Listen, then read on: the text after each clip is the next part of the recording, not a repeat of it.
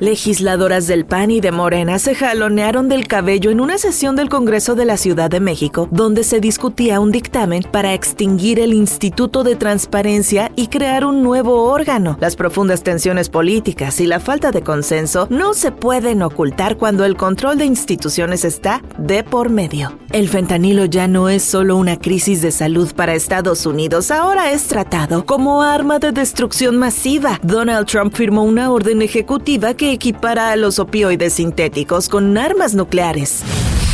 ¿Qué tal? Te saluda Carla Angélica López. Este martes 16 de diciembre te doy la bienvenida a En Portada, historias que se escuchan, un espacio dedicado a las noticias que impactan nuestra vida cotidiana. Comenta, comparte y activa tus notificaciones para que no te pierdas ni un solo episodio. Comenzamos. Historias que se escuchan. Una sesión ordinaria en el Congreso de la Ciudad de México terminó en jalones de cabello, empujones y golpes entre diputadas del PAN y de Morena. El detonante fue la discusión de un dictamen para extinguir el Instituto de Transparencia en la capital y crear un nuevo órgano dependiente de la Contraloría. El diputado morenista Víctor Hugo Romo asegura que con esto no se elimina el derecho a la transparencia. Hicieron la reforma, homologaron, transformaron, adecuaron sus infos a como está. Es más, nosotros nos estamos viendo mejor, porque allá son jefaturas y oficinas. Acá es un órgano desconcentrado y va a tener funciones claras porque no se pierden los derechos. Diputadas del PAN lideradas por Daniela Gisela Álvarez y Claudia Pérez ocuparon la tribuna en protesta, acusando a Morena de romper acuerdos para mantener un instituto independiente y colegiado. Que tomaremos la tribuna toda vez que no vamos a permitir que se violente el derecho a la transparencia de la ciudadanía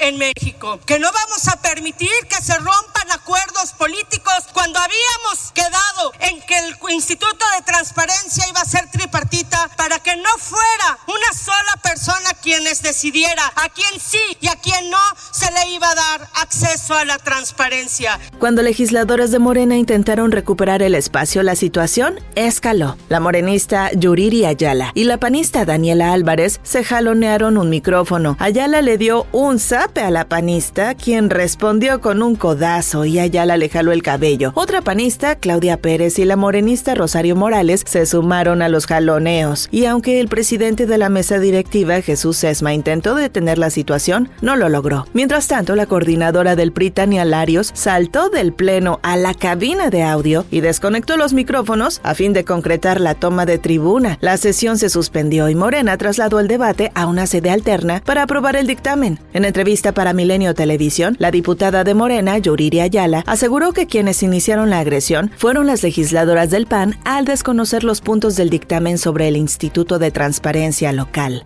Ocurre que al interior del mismo PAN, pues hay una falta de comunicación y de coordinación entre ellos que los lleva a tomar estos actos violentos, porque efectivamente se discutió el dictamen en Comisiones Unidas, se aprobó, pero entiendo que una parte del PAN pues desconocía en qué términos venía el dictamen. Y la diputada de Acción Nacional, Daniela Álvarez, señaló que denunciarán la violencia ejercida contra sus legisladoras. Acusó que el diputado Víctor Romo modificó las reglas con una mayoría artificial construida para despojar de curules a la oposición y señaló que un bloque negro atacó a diputados de oposición. Usaron esta mayoría artificial para robarse curules de las diputadas y diputados de oposición, y nosotros lo único que queríamos es que se cumpliera el acuerdo y que se garantizara la imparcialidad de un instituto tan importante como lo era el Instituto de Transparencia. Una hora después llega el bloque negro a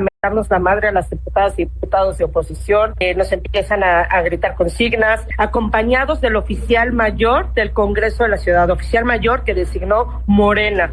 La jefa de gobierno, Clara Brugada, lamentó los hechos, atribuyéndolos a un boicot opositor al presupuesto 2026 que al final de cuentas fue aprobado por un monto de 313,385.4 millones de pesos, lo que representa un incremento del 7.5%.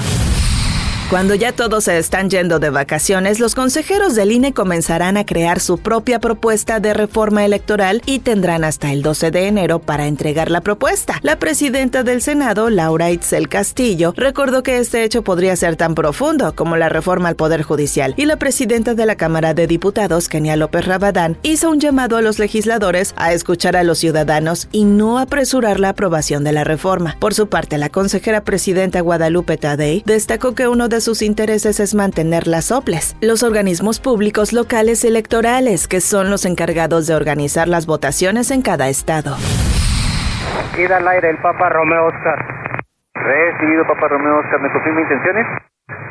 Estamos desplomando, Papa Romeo Oscar. Esta grabación es de cuando el piloto de un jet privado Cessna avisaba, sin alertas previas de fallas, que la aeronave se desplomaba hacia la zona industrial de San Pedro Totoltepec, entre Toluca y San Mateo Atenco, en el Estado de México, a solo 5.7 kilómetros del Aeropuerto Internacional de Toluca. El piloto, Juan Carlos Olivares Casas, de 61 años, y su copiloto, Walding Sánchez Manzano, de 72, manejaban desde Acapulco el jet, propiedad de la empresa Servicios Aéreos Estrella, que llevaba 8 pasajeros, 3 hombres, 2 mujeres y 3 menores de edad, un niño de 4 años y niñas de 2 y 9 años. La alcaldesa de San Mateo Atenco, Ana Muñiz, dio a conocer que el impacto ocurrió en una bodega de tráileres durante un día de descanso, por lo que no había trabajadores en el sitio. Unas 130 personas fueron desalojadas de sus hogares y puestas en un refugio temporal mientras los bomberos controlaban el incendio. En la bodega, en el espacio que se tenía, afortunadamente el día de hoy no laboraron las personas,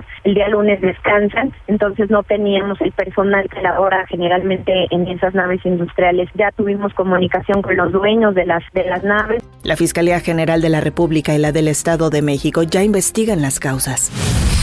Periodismo con carácter. En el penal de Santa Marta, Acatitla, tanto custodias como internas denuncian abuso de autoridad por parte de la subdirectora de seguridad, Jessica López Avilés. Las custodias, encargadas de resguardar a más de 1,300 reclusas, dicen trabajar con miedo, pues reportan malos tratos, intimidación y temor a represalias, golpes o denuncias falsas. Además, las reclusas son objeto de extorsión y cobros excesivos en productos básicos. Han presentado quejas ante la Subsecretaría Penitenciaria, ante la Contraloría, Derechos Humanos y Amparos Federales, pero sin respuesta efectiva hasta el momento. Una nota de Carlos Vega que puedes leer a detalle en milenio.com. El periodista Carlos Jiménez, de C4 en Alerta, identificó a La Plaga, un grupo criminal integrado principalmente por menores de edad que opera en los límites de las alcaldías Venustiano Carranza e Iztacalco en la Ciudad de México. Sus miembros se graban disparando al aire con armas cortas y suben los videos a redes sociales para presumir su poder. La doctora en antropología social, María Claudia Benassini, señala la influencia de narcocorridos en el reclutamiento de menores al glorificar la vida criminal sin mostrar sus consecuencias. Puedes encontrar esta nota en el portal de Milenio.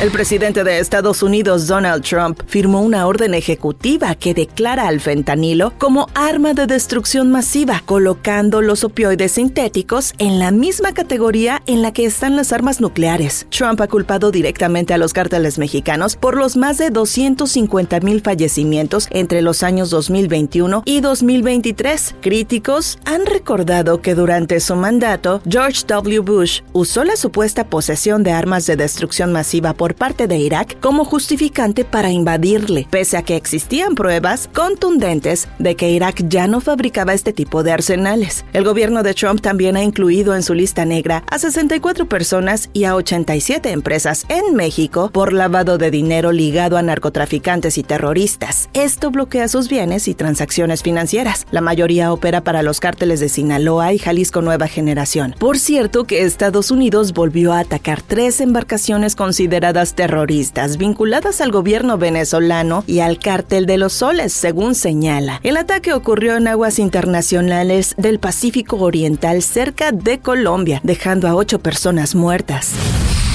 Trump ha recibido una ola de críticas por parte de sus propios seguidores luego de que en su red social Truth Social el presidente se mofara del asesinato del cineasta Rob Reiner y de su esposa, la fotógrafa Michelle Singer, una pareja que tenía una clara oposición a las políticas del republicano, que abogaban por la igualdad matrimonial y lideraban campañas antitabaco. Trump escribió que Reiner era conocido por volver loca a la gente con su obsesión desenfrenada por él y atribuyó su muerte al síndrome de trastorno de Trump. Sus seguidores le pidieron respeto en este momento, recordando cómo es que descalificaron cuando algunos opositores de la derecha se burlaron del asesinato del influencer conservador Charlie Kirk. La policía de Los Ángeles arrestó a Nick, el hijo de Rob y de Michelle Reiner, como sospechoso del asesinato. Según informes, Nick se comportó de manera disruptiva en una fiesta organizada por el comediante Conan O'Brien la noche anterior a los asesinatos.